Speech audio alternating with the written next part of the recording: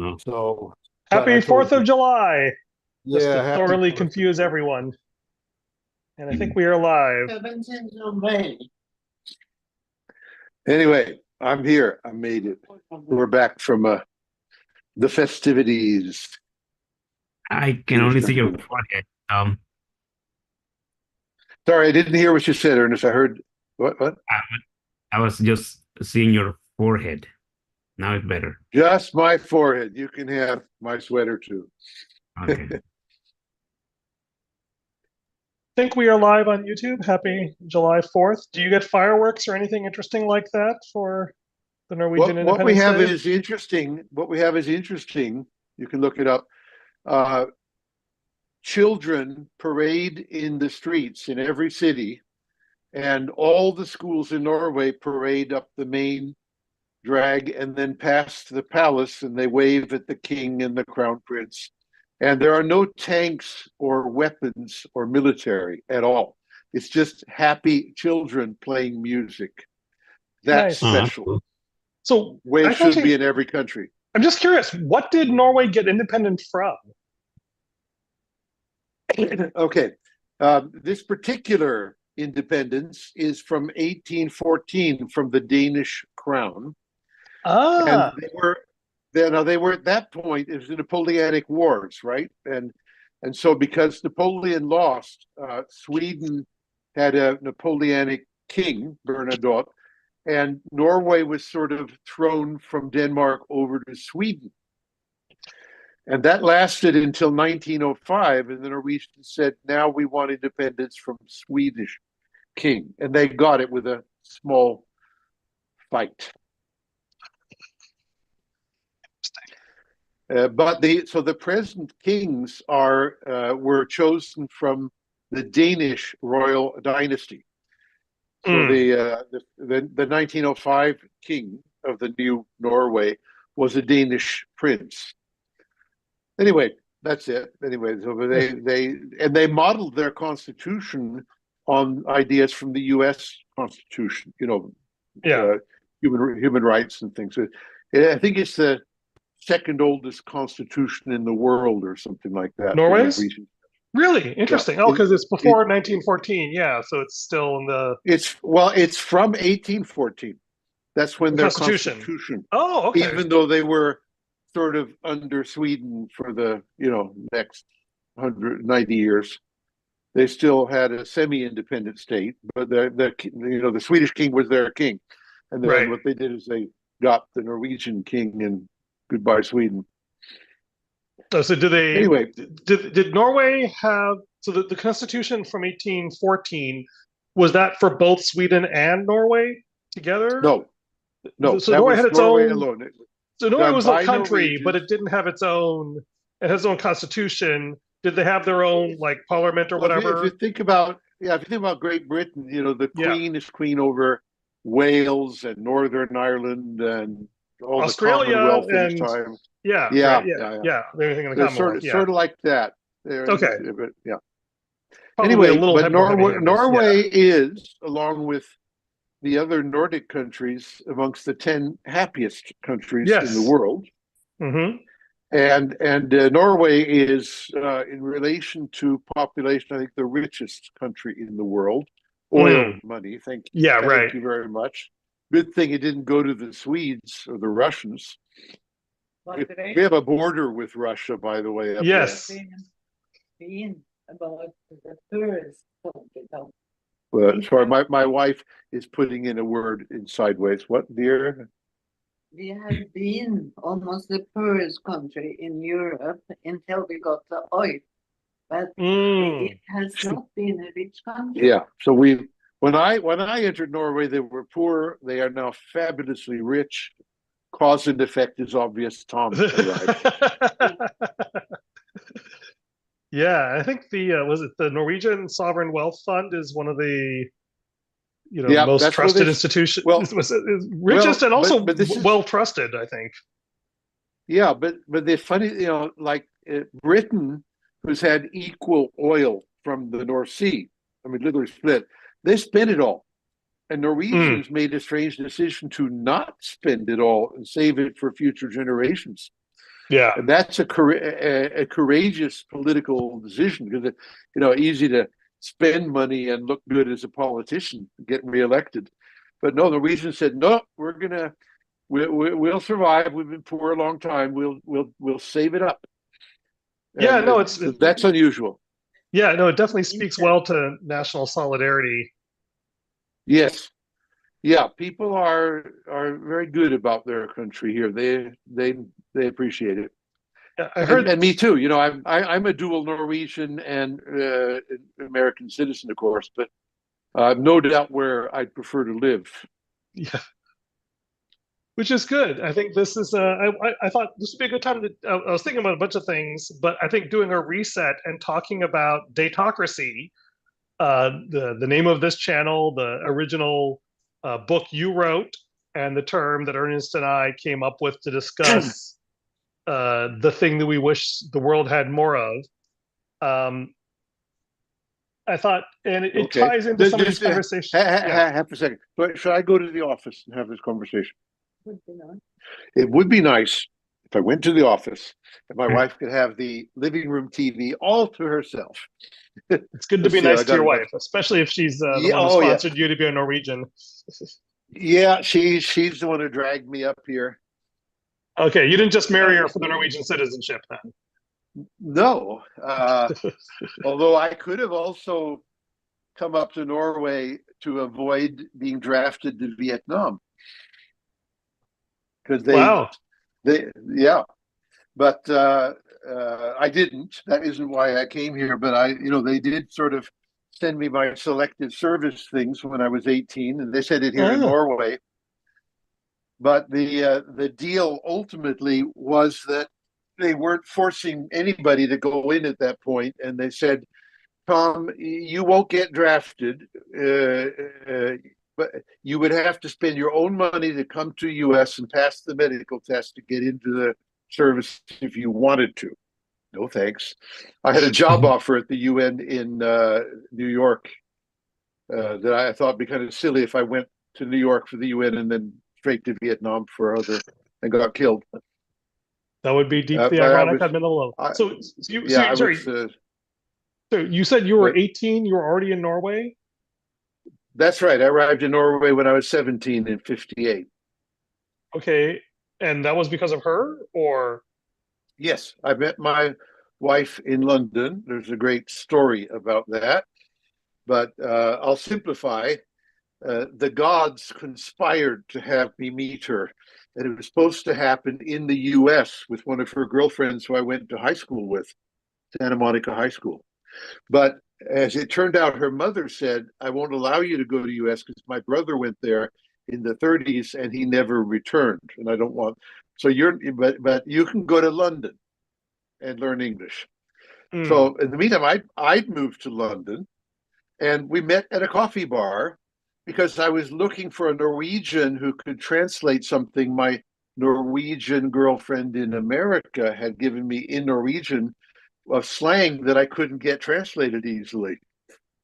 So I mean, there was literally the gods conspiring to put us together one way or another. It's clear as a bell. There's no other way that coincidental stuff happens. But anyway, she was a great choice. I have great taste in women. A lioness. Norwegian women, apparently. Yeah, but she was, been a lioness mother for our 4 children. Most amazing stories of what she's done for her children. And while I was gallivanting around the world, earning money and working for corporations, but not being a good father at home. But now I'm a good father in my old age. Fascinating. Thank you. I didn't think we never had that much personal history. Appreciate that. All right. Let me just put in the chat here. I think this is being streamed on YouTube. Who knows for sure? That what I remember how we got here was your book was talked about the idea of I'll summarize. Well, I'll summarize what I think our different positions are on Datocracy. And then I'm probably wrong, and we'll each have you'll have 10 minutes to clarify what you think. But I remember Tom's vision, what I remember of it was the idea that we survey the stakeholders about like the important questions, and then we have someone called a datacrat who's sort of responsible for, consulting all of that and making representative policy decisions, so that we're making decisions based on data about what people actually want rather than, guessing or just whatever I feel like because I'm in power. Um, from Ernest, the story I remember, we were talking about the idea of communities and like asteroid mining families living in space, or maybe I'm confusing that with Orson Scott novel, but the idea of humanity being able to disperse and become more autonomous, where people can have their own communities living by their own values, and then the communities publish their values in a way that other communities can look at and see what those values are and see whether people are living up to them. And that was at least the entry point into this idea of Datocracy that I remember. I may be getting that totally wrong. That's accurate. All right. So, and then I've been thinking more about this, and one of the reasons we took this AI turn was this idea that aggregating information is hard.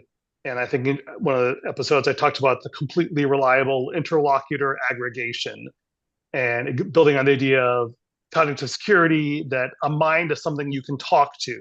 It's not a machine you can control directly, or a opaque object that you can't interact with.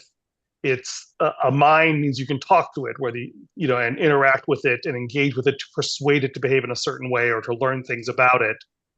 And the idea that this is a way to gain information and create information. And that would be, so anyway, let me just pause there and see, like, yes, of course, that's exactly what we mean. Or do you want to refine your thoughts or discuss how I've summarized you? Let me go to Tom first.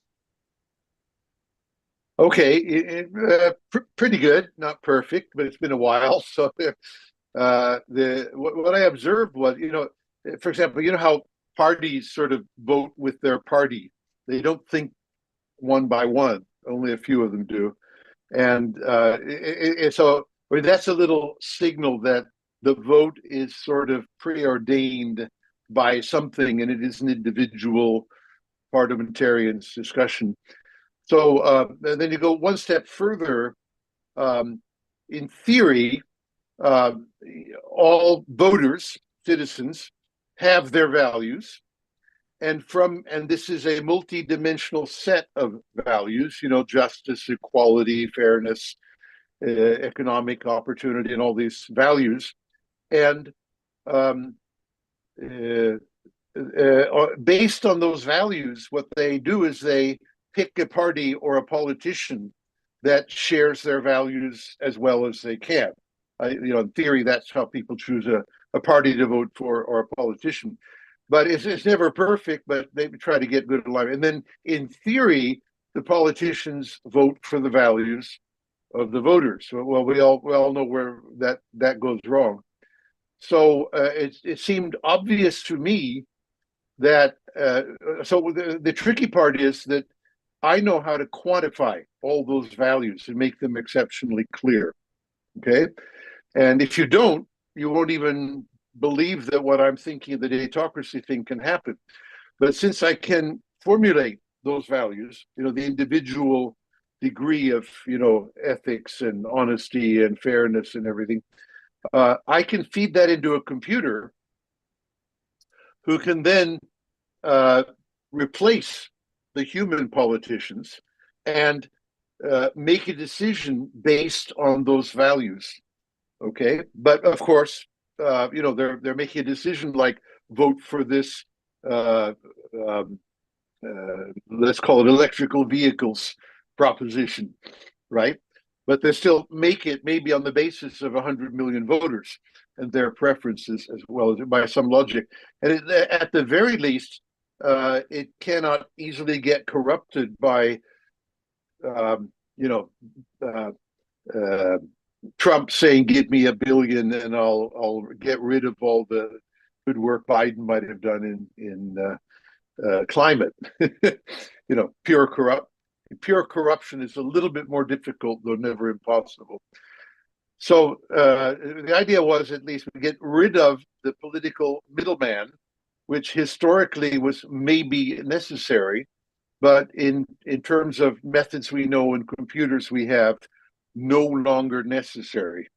Okay, and my ideal was that would give people somewhat more personal influence, and then as a group, influence over the things they believed in. That's the idea.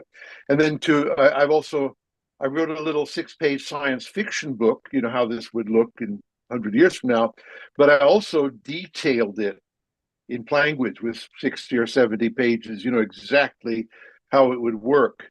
So it became more believable. Okay. Now, of course, by the way, number one, nothing has happened, and probably nothing will happen in our lifetime. In my dreams, X hundred years from now, somebody will pick it up and make it a movement, and it will happen.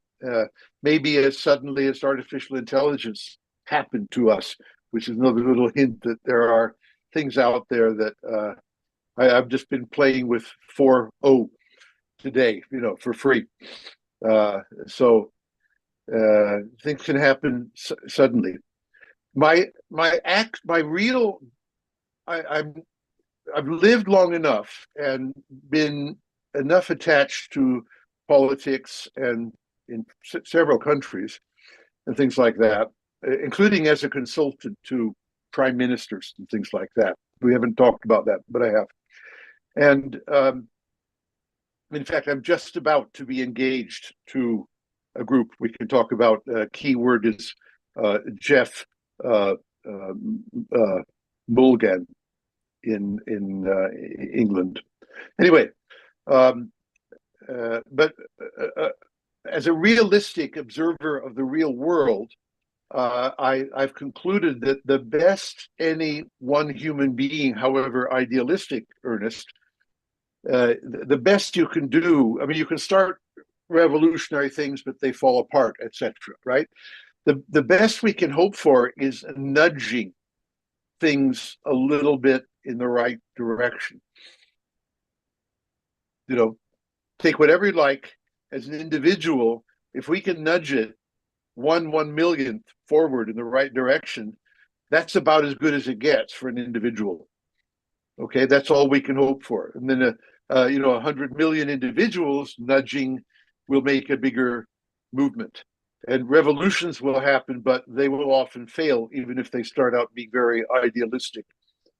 So, okay. So my real self says, in my lifetime, if I can nudge a little bit, that's all I really can do. And I don't think anybody else can do much more. Even people who have tried to have a lot more influence and power, you know, that's all they can do. So the optimistic is we go for Datocracy and get a better world, and the realistic is we'll nudge forward, and a miracle might happen in X hundred years, and we might automate more of the political process, maybe in a good way, but it can just as well be corrupted by a Putin or a Trump, no matter what the idealists are who put it in place. I'm done. Ernest, do you have any questions, or you want to go share more about your vision? Yeah, mine, going out of Tom's, systematizing and computerizing things, we have to make it simple to be able to trust the systems that you use. You know, these days, people don't trust anything. People don't trust voting systems or voting processes, because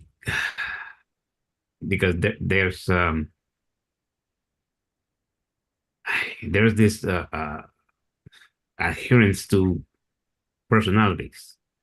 That's the thing. Personalities, like this whole country in the United States, from administration to administration, changes the values. So the world doesn't see anything trustworthy. You know, they are doubting whether they can count on the United States when it comes to defending them. Europe, they have to like, okay, we cannot count this country because there's one person who's an idiot who a lot of people follow for I don't know what reason. It's like people say, we have values, but they say that only to say something because they don't really follow those values that they say they have. They don't follow them. And that is kind of not motivating. So we need to find a way to be able to trust the systems that we use, and accomplish that with what identity and access to uh, knowledge that we can trust. Ernie, you're talking about that intelligence and talking to a mind, uh, and that's important. But you also have to be able to see that mind's worldview and be able to share contexts and language, because that's another thing that we have problems with the language that we use. Some people are trained to use language to deceive people or to hide messages or to make things seem one way when they're not one way, like people that say value life or I'm for life, but they mean the life of two cells that fertilize each other, not the life of a human being that is hungry on the streets. So they use, we have a culture of life, but they don't mean that. They mean something totally twisted. So I don't know what it will take, some sort of knowledge revolution where we say, when we talk about things, we have to talk plainly and uh and we have to really mean what we say and follow the values that we preach we have and be accountable to when you don't. So, another way of, you have to be able to make people accountable for what they do. So make people and minds, right? We're entering this period where we can talk to minds, sort of, right? There's Google with the sexy female voice that I came up with, and I don't know. I think that's more like a gimmick. I don't think it's to me it's not attractive because in the end I just know that it's just equations and numbers and knowledge that could be flawed, right? Uh, uh, so with this open AI, with the hiding of the data sets that they used in the books and things like that. Like they trained their system, but oh no, we didn't. We claim we use books, right? They said that they use books, copyrighted books, and the authors were like, "Hey, you gotta pay us." So they got rid of the evidence, and that we can do that at this point is kind of sad. We can subvert the justice system just by hiding evidence and nothing's here. Well, sorry, we missed the stop, and no accountability. So I know what it would take. It would take, like Tom said, systematizing things, but in a way that you can trust, that is not hackable, or if it's hacked, that it's obvious that it was hacked. Um, because yeah, we cannot in this country right now, in November, there are some people who are getting the reins of the voting systems that believe in their hearts that the last election was stolen. These are the people in charge of voting in some states. So I'm afraid of what's going to happen. Some people might just say, stop counting the votes, throw it to the representatives, and then choose this dude, and subvert voting systems. And that's another thing. We are subverting voting.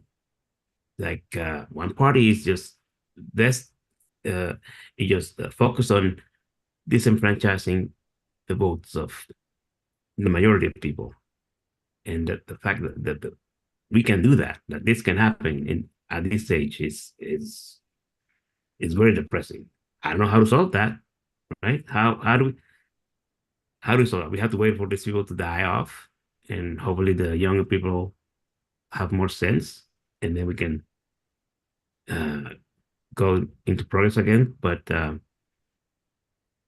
yeah, I mean, it's nice the technology that we're developing, but it's sad that we can use it to manipulate people so easily and or to deceive people and to make people do things against their best interests. So I don't know if that's an answer, Ernie, but No, uh, it's good. And it's funny because, what's interesting is that um, the the use, well, actually, what's funny is that one could argue the root of this problem is language in several levels, right? Back when we were animals, you couldn't lie, you know,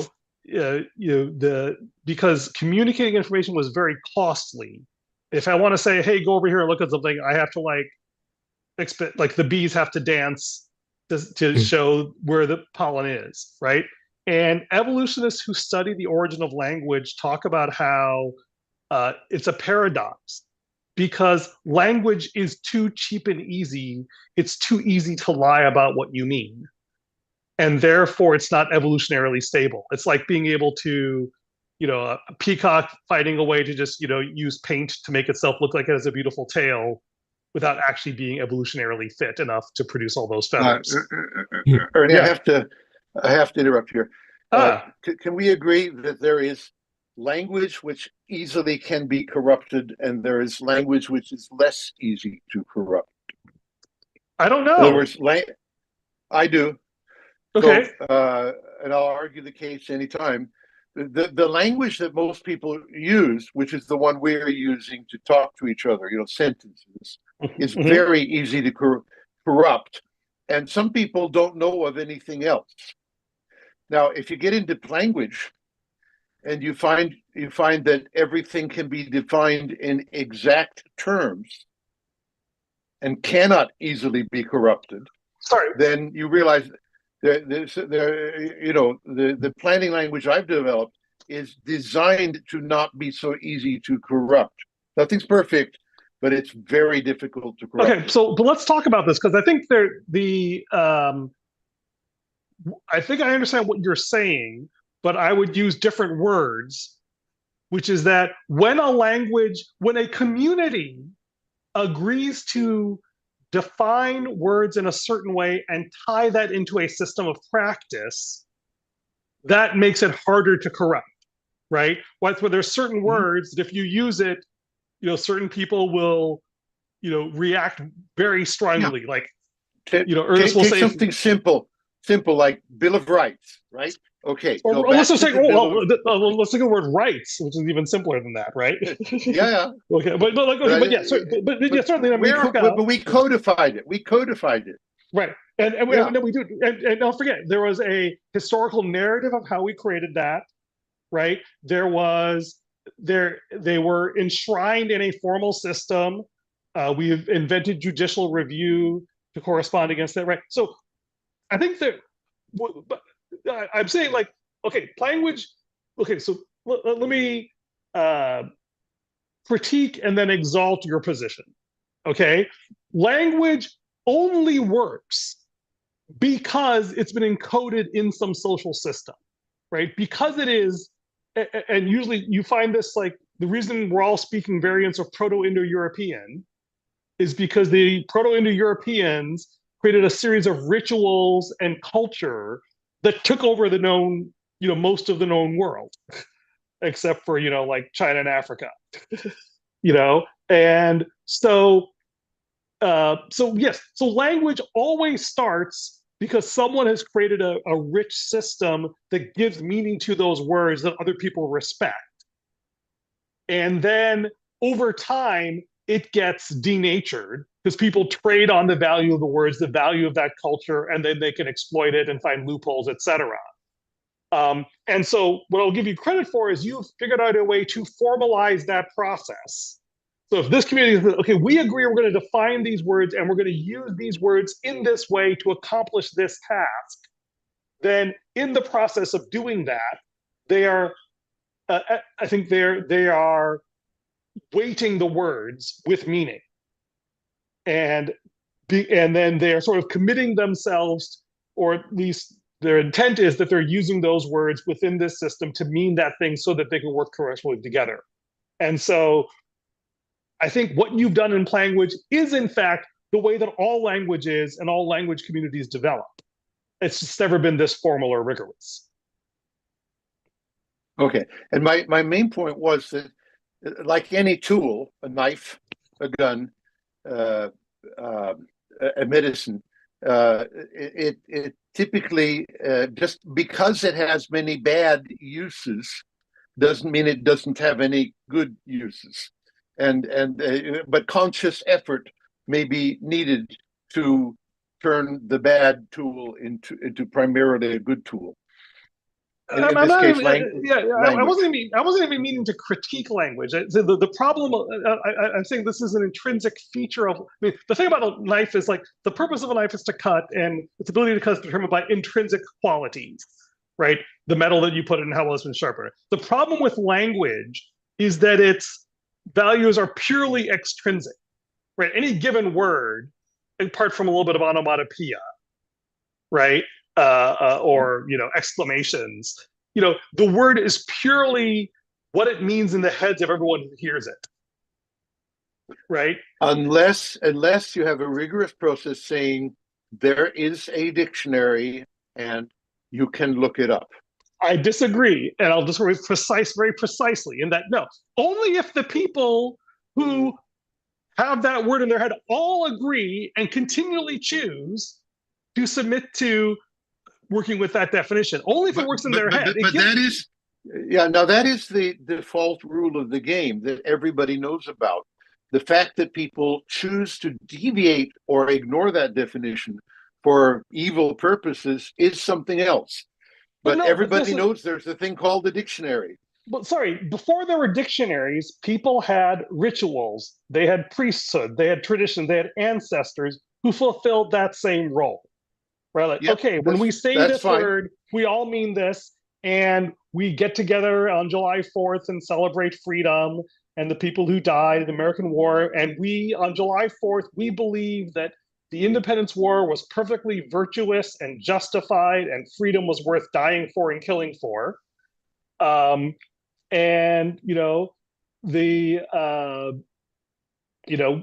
and when you're children, these simple narratives seem obvious and true and universal, and you can't understand why anyone would ever disagree with it. And then you get older and you realize, well, maybe it's not quite that simple, right? And we went through an adolescent moment as a country in America in the 1960s and 70s where we said, like, hey, this national narrative of manifest destiny and the founding fathers, and that we're the good guys and everyone else was just savages or tyrants. Maybe it's not that simple. And that's the challenge, is that, and this is, I think, the fundamental tension that I put in the title somewhere, Emergent Digitization, is that in a particular place and time, for a particular purpose, we can agree on what these words mean, and because of how they were used. Like, the people who fought for the American Revolution, they wanted freedom from a king, they wanted something like self-governance, and they understood that as basically white men fighting for their freedom. And they explicitly did not understand it or certainly not agree on that as freedom for the slaves or enfranchisement of women. That was not part of their thought. But we said, hey, that was the freedom they fought for. Let's stretch that word a little bit and say, in Jacksonian democracy, like every, man who's capable of fighting needs to be enfranchised. And then, 1900s, they extended it to women. 1950s or so, they extended it to blacks, right? We took a word that meant something that was valid in a certain context, and then we adapted it to new contexts. And it's an organic, messy process. And some of these things are brilliant. Well, of course, that's obvious in retrospect. The word should mean that.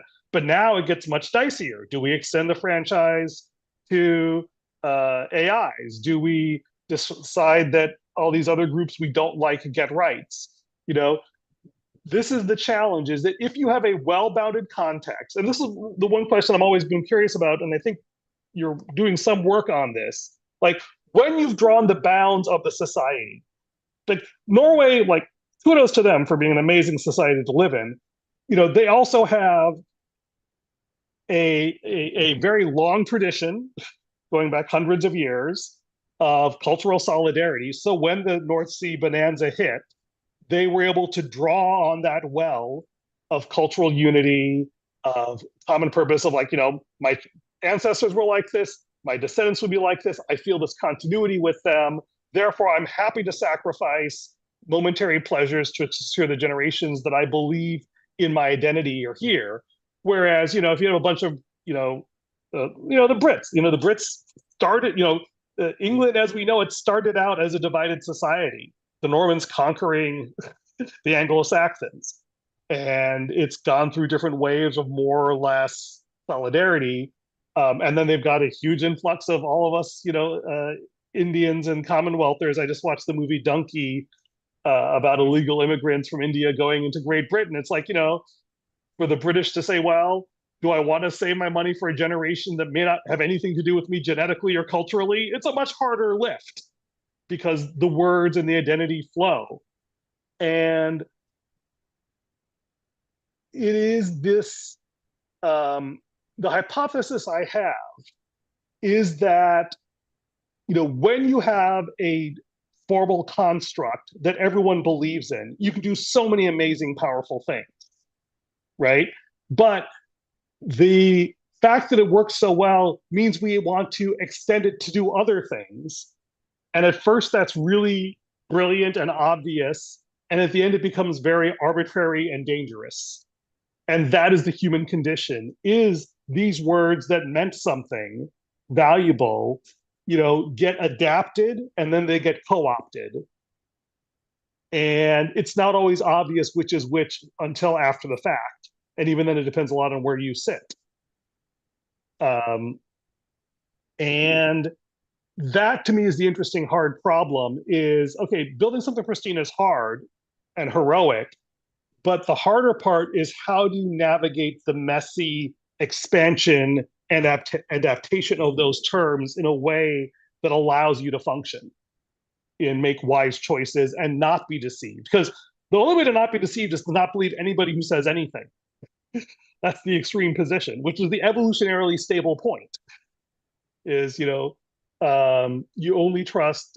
That's why, like my son, I'll take a moment to boast. My son was in the Ritas, which the local version of the Jimmies, which is the high school version of the Tonys, the musical theater.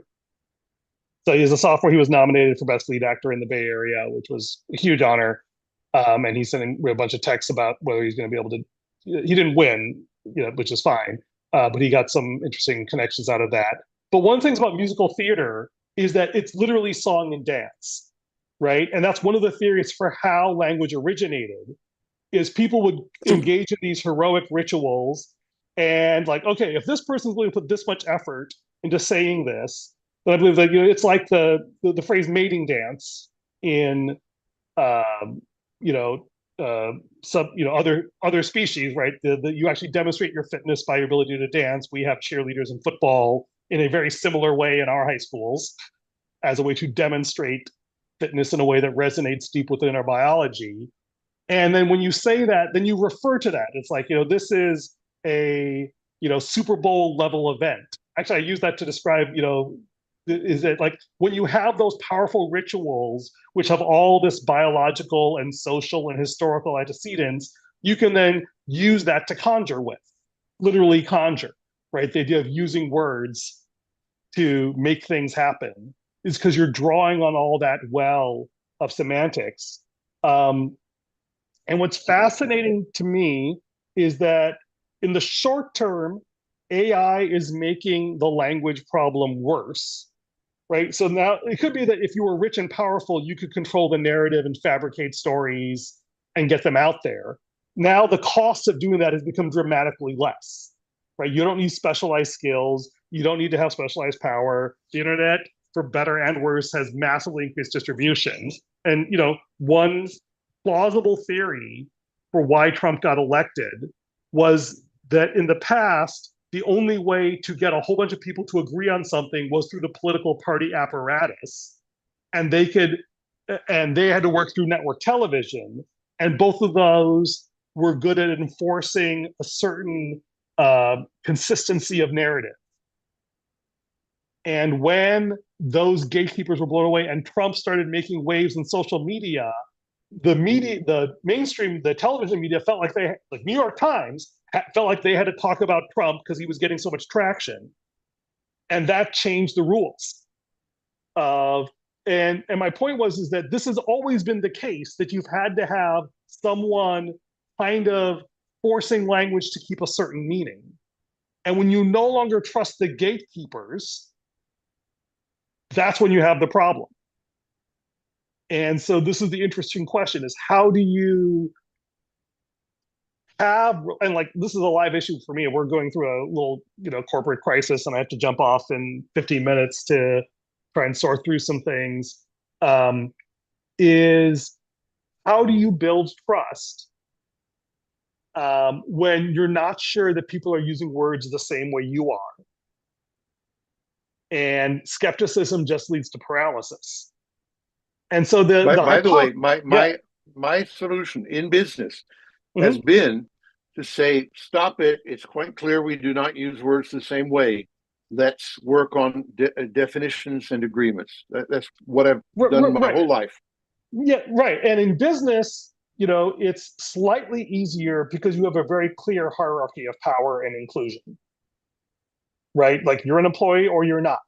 Except, of course, places where it becomes ambiguous, where, like, okay, what is the role in the hierarchy? Who gets to decide when we stop, and things like that. I agree with you, stopping and doing these things. But then the harder part, and I think language is a good way of thinking about it. It's sort of orthogonal to, but similar to the song and dance method. We put a lot of effort into defining words this way and soliciting it and socializing and getting people to write it down.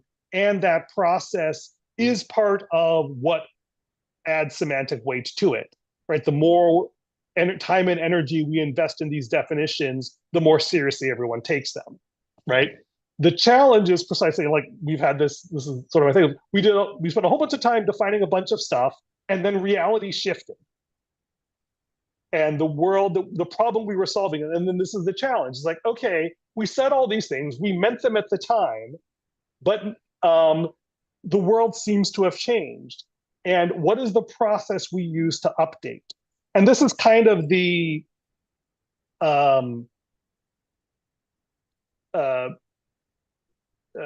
place I'm at in terms of both Datocracy and this. Is like, okay, what is the efficient process for updating our terminology when it's not working, which requires both being able to get a reliable signal that it's not working and decide when do we stretch and when do we sort of stop, and how do we let people have their own private language for what they want to talk about that adapts it in ways that I might not like, without letting them, because I can't say, it feels wrong to say, like when Black people started, when Martin Luther King weaponized Christianity against the slave owners, right? He took a lot of things that we had agreed not to talk about in terms of freedom and equality, and he said, no, I want to recover what I think is a better definition of this term, not the way you've been using it all these years. And I really liked it in retrospect when Martin Luther King do it. I really dislike it when the woke crowd, when, I know you hate the use of that term, when people who are interested in tearing things down use the mantle of people who are calling for constructive change, are abusing the language in that way.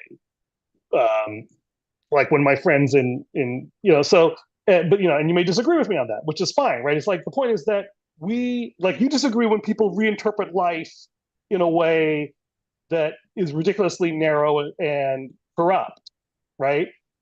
It's like, okay, but does that mean that you have the right to prevent them from using that word? I don't think so.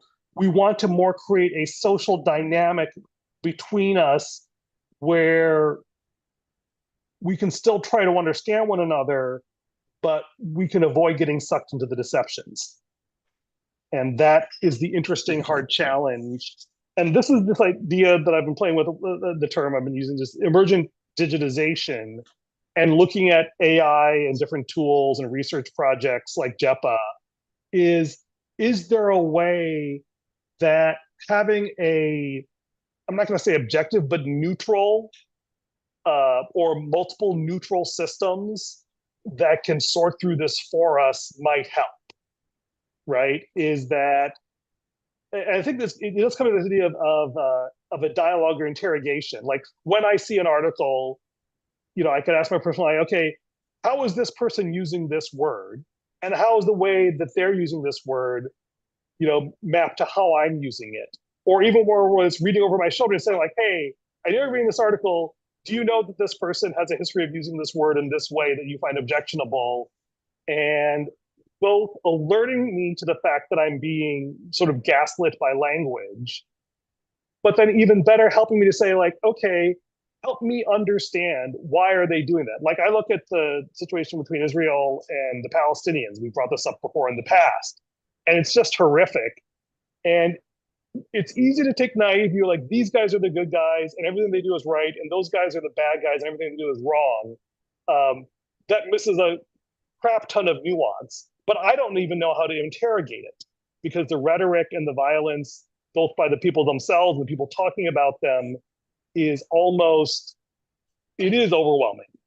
right? And I can dip into it briefly and then I just have to, and it's like, if I could just talk to someone who I believe was actually trying to be honest with me and ask the awkward, stupid, possibly offensive questions I need in order to understand it, I feel like I could think more clearly about the situation. And that's this idea of emergent digitization, is someone who could absorb everything that's going on and create a safe, neutral space. Maybe that's the thing that is interesting to me about language that you do, which is easy to visualize in a corporate setting and harder to visualize in a political setting, is how do we create a safe, neutral space where people put in the work to define things, and then we can track our behavior over time to see whether we're matching it. Because speaking for me, even in a business setting, it's a horrendously painful, expensive process, right? To stop the company for a week and figure out what it is we all mean when you only have 52 weeks in a year and you're trying to hit a deadline is really hard. And one could imagine, language-based tools reducing the unnecessary friction while still forcing people to go through the necessary friction of achieving mutual understanding. That I is, think that's. you think, go ahead. Yeah, that's the end of my rant. Please respond, react. There's a great example of this thing. So I identify with the Palestinians, right, with their suffering. People might call me anti-Semite, but I'm saying no, I am not anti-Semite. The Jewish people went through a terrible thing.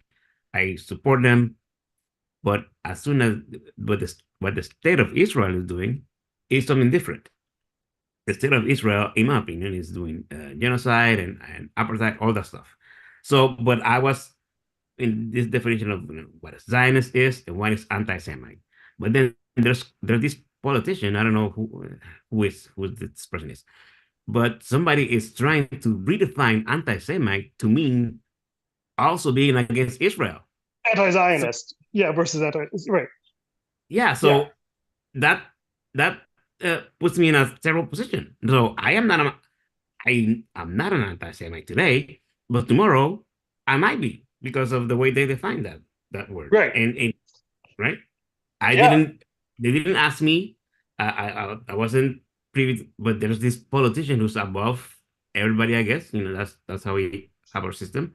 And this person can define this word. Now you know how conservatives have felt for the last 50 years, where everyone keeps redefining words on them, and suddenly I'm racist or a white supremacist because I've held this same position. So, right, and the point is that in the past, there was only like France literally had the Courant Immortals who would define the language, right? And anyway, I it's think we can define, like language and what we're talking about, we can define our own words, right? Safely, as long as people agree on that definition. But as soon as you exit that bubble, you have to redefine your words. You have to, okay, no, in this group we use this word this way, in this group we use this word this way. We have to, agree in a new definition so that we can talk to each other. Otherwise, you can't talk with people if they have their own definition in their heads. There's nothing that can be done. well, that's the interesting thing is the idea is that there is something that can be done, but it's extraordinarily expensive, right? I mean, like if you meet someone who doesn't speak the same verbal language, you can use pantomime and physical objects to try and communicate. And you know, and that's like why musicals are powerful. Like even if you don't speak a language, you can often watch a musical and you can feel the emotion. You know, modulo cultural conventions for language or for visual display of affect. But it's really hard, right? And really expensive to bridge those barriers. And that's the interesting question and some part of it has to be, right? Because otherwise you don't take it seriously if there isn't an investment of time and effort. But if there was a way to, and actually, to one, augment, make the process more efficient, and then to have like the audit trail part, where once you've established a language, then we track the drift. So if my values and my actions start diverging, I notice it, which is good. Or if the language starts diverging for me, that I notice that. And so this is a fiendishly hard problem. And this is at least the hope that maybe there's something in the AI space that can accelerate it. I want to leave time for Tom, who's been quiet. I have one thought at the end that I will share, but otherwise we should wrap into closing arguments or closing statements. Okay, just a moment. I got a son ringing me who doesn't know I'm in a meeting. Just trying to put him off a minute. I put a link in there and referenced it to what I mentioned the name of a man called Jeff Mulgan. He's at University College London in London at the moment, and he's doing amazing. He has worked with the Prime Minister Blair and people like that historically, and other prime ministers. He has a very interesting work background. He writes very interestingly at two levels. One is changing society in the large and politics. So I think it's a good side study about Datocracy, and the other is changing it right now in the small by real experiments and really changing things. And he does both. Okay, so if you go to his website tial.org, if you want to read on some interesting things, I highly recommend it. I've taken contact. Oh dear, I've taken contact with. So I'm getting a whole lot of messages coming in. I've taken contact with him, and he's evaluating whether I can help him or not. So we're in he's a terribly interesting writer of books and papers and doer. So it's really about Datocracy. It's about politics and politicians and getting things done and changing the big framework, which is the Datocracy idea, as well as doing something right now with the bad frameworks we have. So I recommend it for study. I've also got my proposal to him in about 16 slides in the link I put there. And the interesting thing about the link is I've used Chat GPT to generate much of the content. It shows Chat GPT being very good at generating language ideas like who are the stakeholders, what are their values, and this kind of thing. So that might be interesting in itself for planning anything. That's it. Great. Thank you. I'm actually on board with doing that next month. This phrase, institutional architecture, is a fascinating one, and that seems like a good, try to find some readings around that. Ernest, any final comments? You're muted. You're muted, Ernest. Sorry. I'll say that I had one, but it's kind of gone. So I Well, I'll guess. make mine real quick, and if you get yours, you can. So there was a great quote from Medium that the most highlighted phrase this month is give people a how I rather than a how to. And I think that's kind of what your friend is doing, which is what I was going to say is that like telling people what to do is challenging unless you have a lot of power. But showing people what you do and having people look at that is like creating prototypes that work, even if at a small scale, is the thing that can create an enduring impact and tends to trigger these larger things. And so that's the interesting question for me is like, what is the thing that we can do that is remarkable enough that it becomes a starting point? Anyway, I think my next meeting is almost ready to start. Ernest, did you have your final comment? Yeah.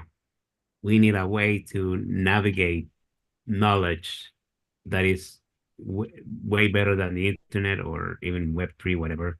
We should be able to navigate knowledge and search and query it in a way that includes meaning, so that you can query, hey, what does Ernest mean by this word? And I can get at something that tells me, oh, he means this and that, and then I can quickly get understand your point of view. Right. Semantic We need that. spaces rather than just knowledge Yeah. spaces. Yep. Yeah. Yep. That's a fascinating thing. I don't know if we'll get there, but we'll put that in the Agreed. for I'd like future. to go into that, Ernest. Yeah. All No, right. good. All right. I'll put that in our permanent chat, and we'll see you all next month. Take care. All right, guys. Okay. Bye.